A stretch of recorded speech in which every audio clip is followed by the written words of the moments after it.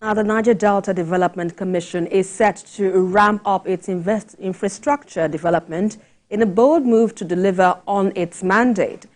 Recently, it announced that it would commission 92 infrastructure projects valued at over 84 billion naira across 5 states in the region over the next few weeks. And this is according to a statement by the Director, Corporate Affairs, NDDC, Mr. Pius Ughakpoteni. Well, let's take a look at latest developments in the NDDC under its Managing Director, Sam Ogbuku, and we will be back shortly. Delta Development Commission, led by its Managing Director, management staff of the Commission, appeared before the Senate's Committee on Niger Delta Affairs to present budget estimates of its 1.911 trillion 2024 budget proposal.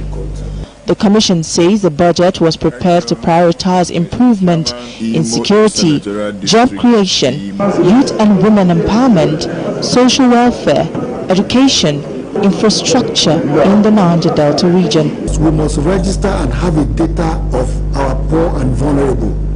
The whole idea is that once we have this data, it will be easier for us to make sure that they tap from various social health insurance schemes. But without the data, you don't know who you think should benefit. The NDDC says, aside other sources of revenue generation, it intends to borrow about 1 trillion naira to service critical infrastructural development in the region. The committee says it intends to also tighten all loose ends through effective oversight to ensure the funds are properly utilized.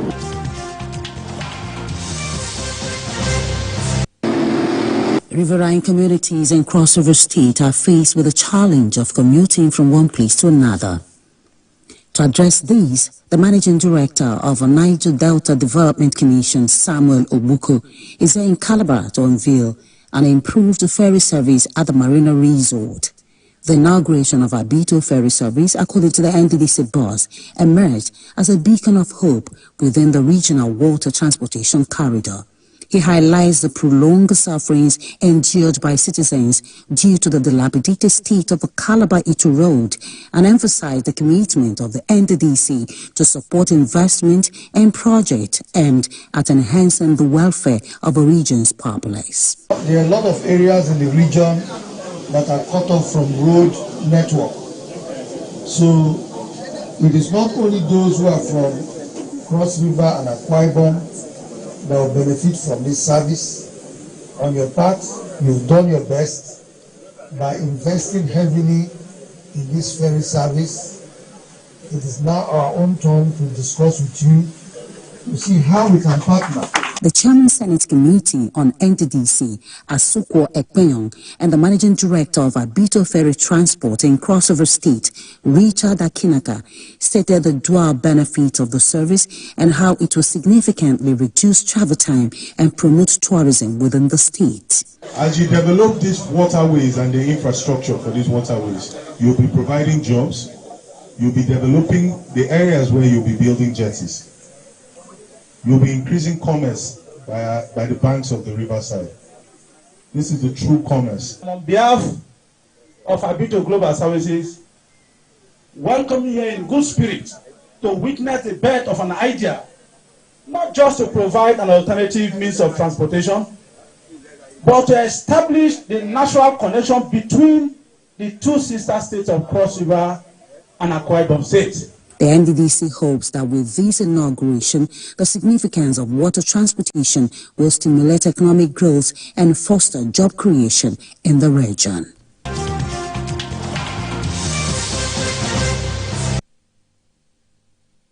Let's get more perspectives on this issue. Babajide, let's get your assessment first off on the developmental projects in the Niger Delta. What's your assessment? I think when you mentioned the Niger Delta Development Commission, which evolved from the creation of the Niger Delta Ministry, what comes to people's minds is corruption, stealing, lack of transparency, and all that. remember the coming of the NDDC itself was very problematic. It took the overriding of President Obasanjo's veto for the NDDC to be born. And that's the first and only time that a Nigerian president will be vetoed by the National Assembly. There have been temptations in the past to override a president's veto, but it usually will not happen. But Niger Delta Development Commission, the birth of it had to come in the aftermath of the overriding of President Obasanjo's veto. That is a long story. We won't go deep into that. But over the years, when you talk about the NDDC, what comes to people's mind is mind-boggling corruption. Even in its very recent history, it's corruption that springs to mind. But with Dr. Sam Ogbuku in the saddle, there's every reason to believe that this is a new broom. This is a new person who just wants to do things differently. The ugly narrative about the Niger Delta, especially the issue of corruption, lack of transparency, the fact that politicians see it as their playground, where they can make money, greedy politicians, where they can make money. It is that ugly narrative that Dr. Sam Ogbuku is determined to do something about. Because I attended the Niger Delta event in Nigeria South recently. And at that event, Dr. Ogbuku said that the leadership of the NDDC, and the good thing is, we now have an NDDC that is board is working hand in hand with the management. In the past, we always had problems between the management and the board. This is another positive thing that is happening. The board and the management are working together. So Dr. Ogbuku said, we are transiting from transaction to transformation. And I found that really interesting. Transiting from transaction to transformation. And he did not just say that. He did not just try to make us believe that this time around they want to do things the right way. Dr. Ogbuku brought in KPMG to design a governance structure for the NDDC going forward. That is a sure sign that he wants the NDDC under his leadership to be a complete departure from the past in terms of the way the place is run. It has to be run in a transparent manner.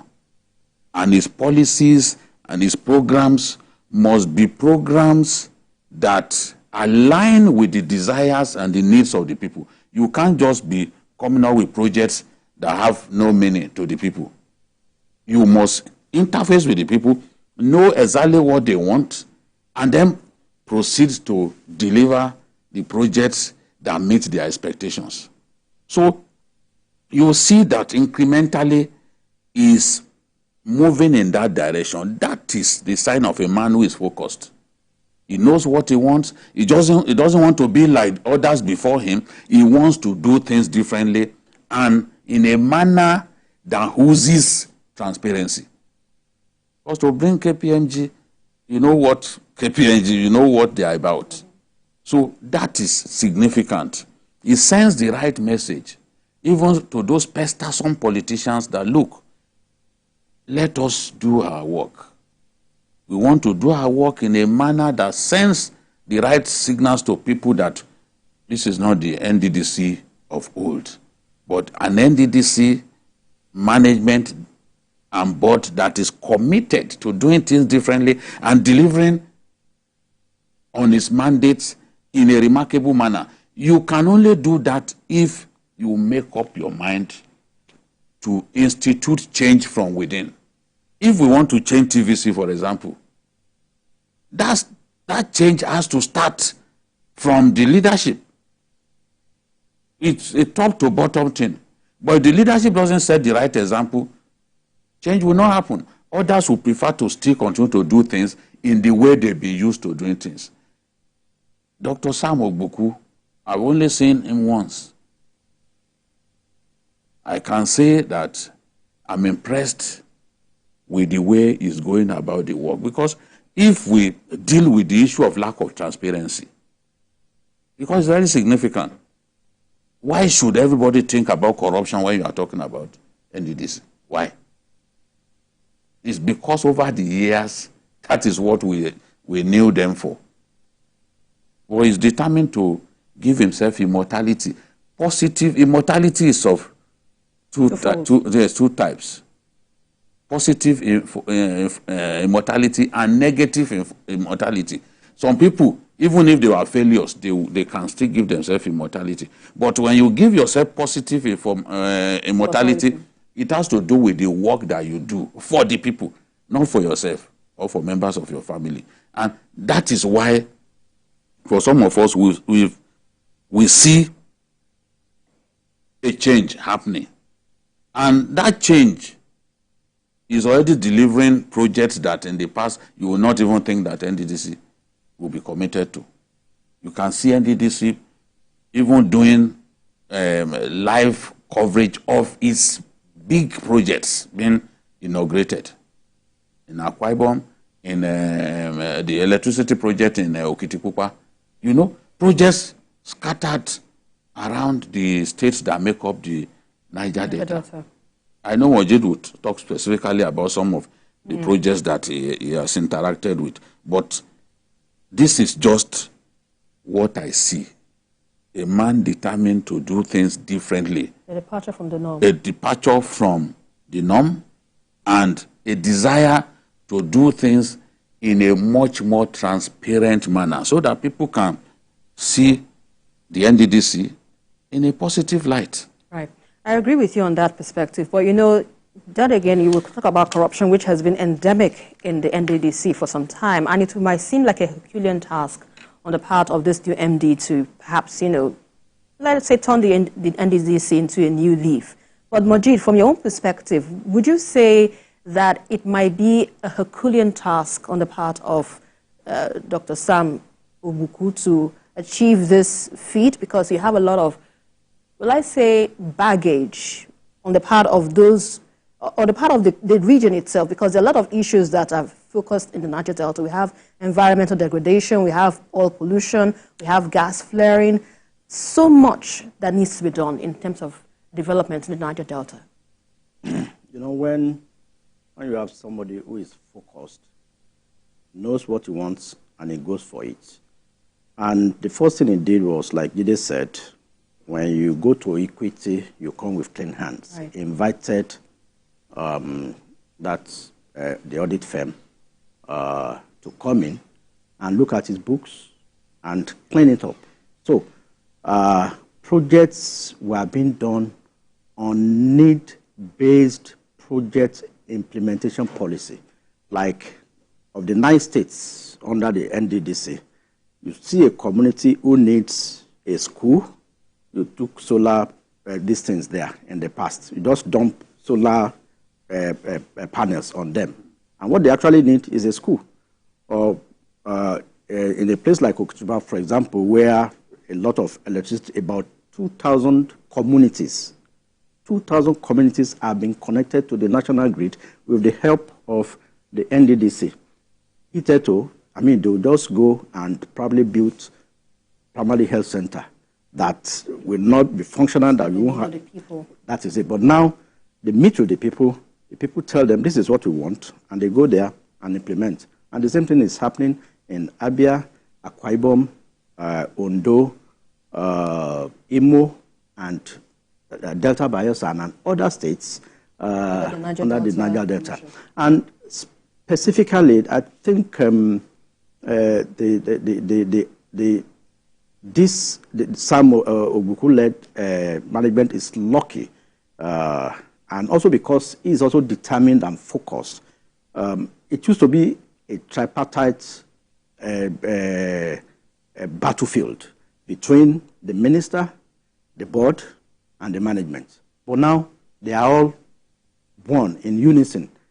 That is why they are able to make progress. We've had instances where the NDCC, under a former management, where the National Assembly and the acting MD collapsed. We all saw it here when they could not defend certain projects. But in this instance, we have a situation where the NDDC has been structured to handle projects under infrastructure, power, agriculture, education, youth development, where specific projects are undertaken and delivered in about 227 primary health care centers have been delivered in the 9 states under the NDDC. In fact, for once, I'm not happy that Ekiti is not an oil-producing state where we could have benefited. And also, I know Jide would have wished that Kogi is in the NDDC. But it's not in the Niger Delta region, so let's argue that for them. Yeah. So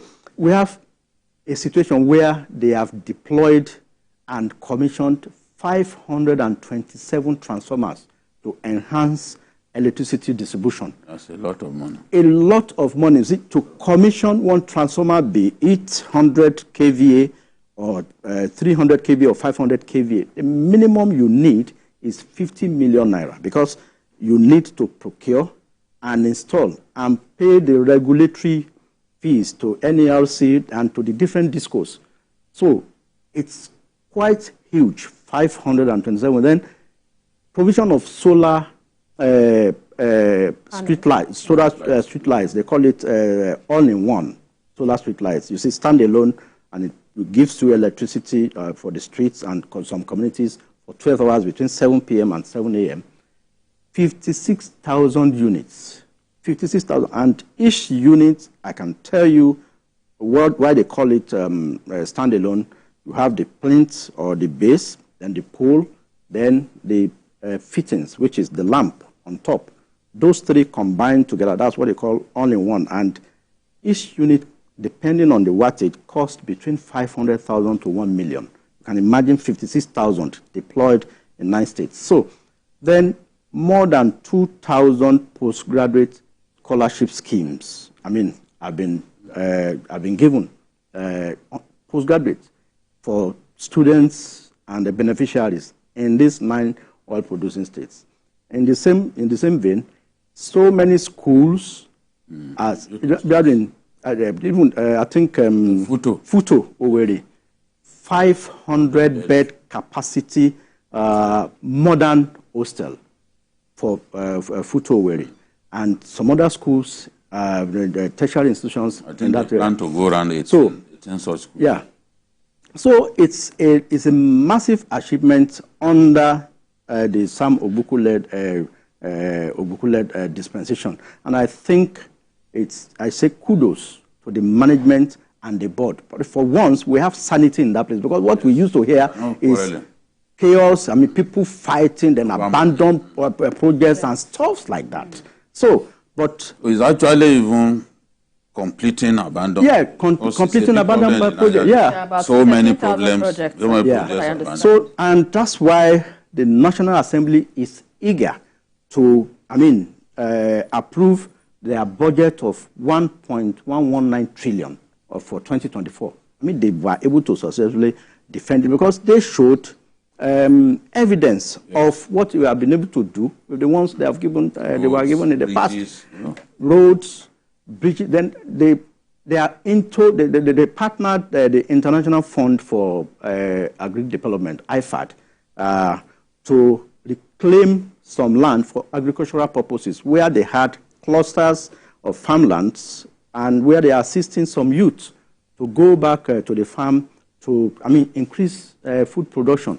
The NDDC, in collaboration with the federal government and the World Bank, I think it's a $60 million project, out of which about 20 million has been assessed. So it's a lot of good news coming from the NDDC this time, and I think I give kudos to the president, who has given that free hand for them to operate. I mean, in the past, we had what happened in the last dispensation where, I mean, it's one fight or the other. But I think now it's also a function of who the leader is. They know that we have a no-nonsense president. If he puts somebody in a position, you should allow him to function. And he's giving them the necessary support. You know, some of us were even thinking that he will come as president and change Dr. Sam Ogbuku. But he left him. He must have had some stories about him. He must have received some feedback that convinced him that, look, it's best to leave this young man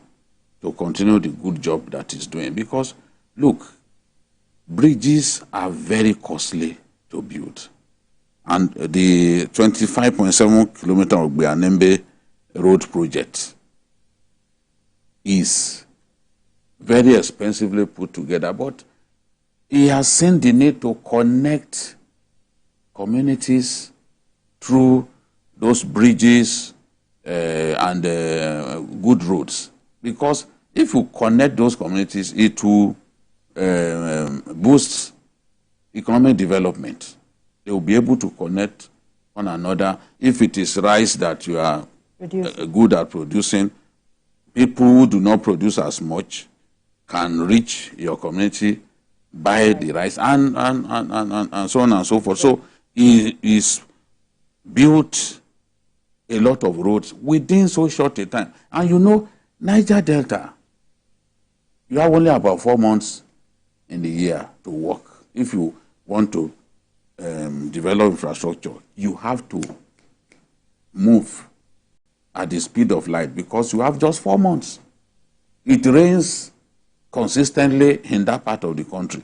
So for someone to have done all of this within so short a time, it shows the doggedness, it shows the determination and the diligence that is involved. You know, we've said a lot about, no doubt, about his developmental projects and everything in the region, but there's still this knotty issue in that side, you know, that really gets some people worried that perhaps the government needs to perhaps address.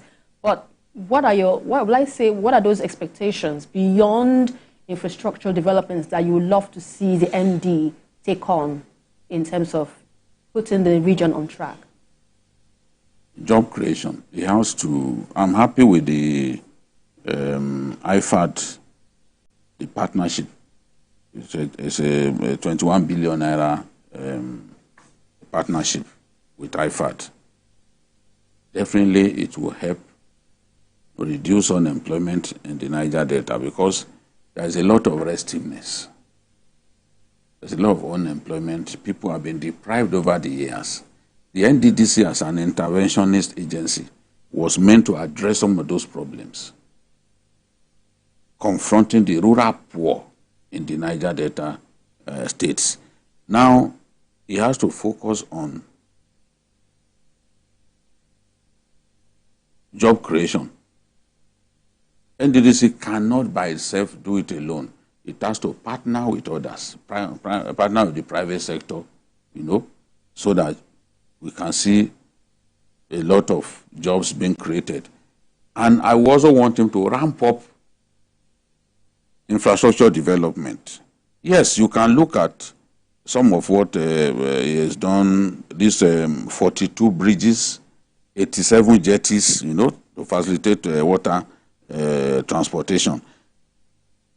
The point that I'm making is he should continue to develop infrastructure because infrastructure has a way of also helping us to get out of economic depreciation. You remember the U.S. president saying at that time that we will spend ourselves out of recession. It turned America to a kind of big construction site. A lot of jobs were created. Some of them, by nature, not permanent. But there will be permanent jobs created, you know, along the way. The woman who comes to sell food to people at the construction site, she is part of the value chain in her own way. She also gets to benefit. Yeah. The person who supplies reinforcement for them to build bridges, is also involved. It gets to benefit. So there's a ripple effect.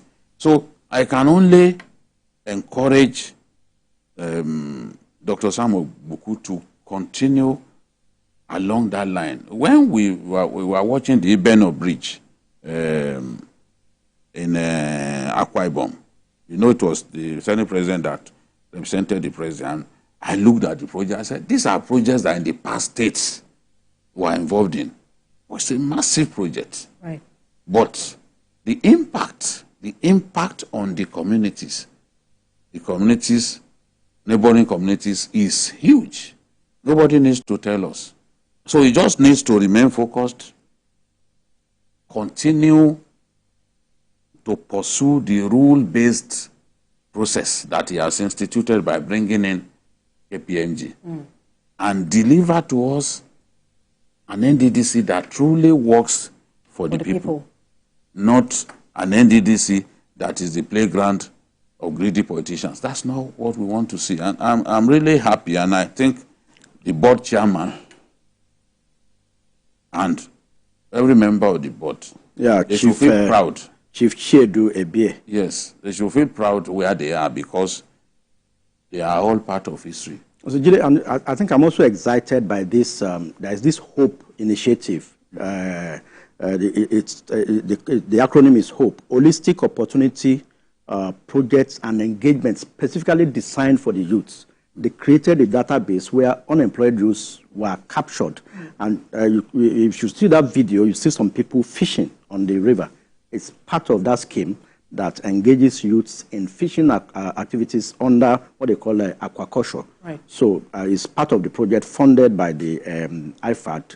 Youths were basically the major beneficiaries. I mean, they call it HOPE, and in conjunction with the rehabilitation of some land for agricultural purposes. So it's quite commendable. Yeah. A lot of youths have been taken out of the job market. Yeah, let's quickly. What we are seeing is truly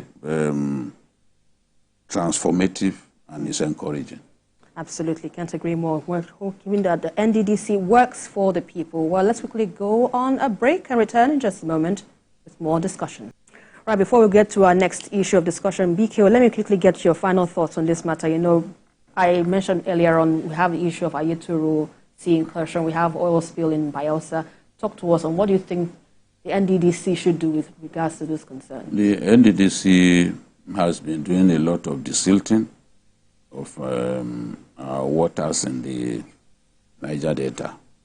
If we are to simply look at everything that Dr. Sam Ogbuku has done, we will need more than 3 programs to dissect all of what he has done. Because look, even some of the projects that were inaugurated that we carried live, which was the first time that an NDDC leadership will allow TV stations to come and see what he's doing. We've had no time to look at all of those projects because they didn't do it for one day, you know. So one thing I know is that nations don't develop by accident. Right. And good leaders don't achieve success by accident. You have to work for it. You must have a plan. The good news for us is that somebody has a plan. You can't solve all the problems, but at least people will see your single-mindedness, your determination, your focus, and your honesty. And it means a lot to our people. When a new leadership comes, that new leadership, people will benchmark your own successes against his achievements. Yeah. Yes, your own achievements against his. So we see, yes, Ayetoro in Ondo State, a community almost now being submerged, you know, by ocean surge. There is a need for NDDC to see what it can do in that area. And of course, try its best to also help communities that are suffering from oil spillage in the Niger Delta area, Bayelsa, rivers, and the rest of them. But again, the NDDC cannot do all of this. And During one of his engagements in Ekwe, he talked about the need to take the NDDC out of TSA. The TSA is a good initiative, but its lack of flexibility also slows down agencies of government and even ministries. So you can see the president excused Isom Wike from TSA. The FCT. We all can see the result. I'm confident that if we stop thinking that, oh, given the ugly past, that the NDDC will mismanage this opportunity if allowed to be taken out of TSA. If we stop thinking along that line and allow that transition to happen, move out of the TSA, the flexibility that you accord them will allow for projects to be delivered in record time. It's as simple as that. So that's also something that I hope to see, and I hope the president considers this. The president has all the opportunities in the world to check what Sam Ogbuku and his team have done, to verify whether we came here and simply we are just blabbing. He can verify the positive things happening in the Niger Delta. Yes, there's still a lot of work to do. Absolutely. But the truth is, something is being done. And if the president feels impressed enough, he can then say, okay, for us to have greater flexibility and for us to be able to ramp up these good projects happening in the Niger Delta, let's take the NDDC out of the Treasury single account, and let's see where that leads us. Okay, let's quickly move on to our next issue, where we will be discussing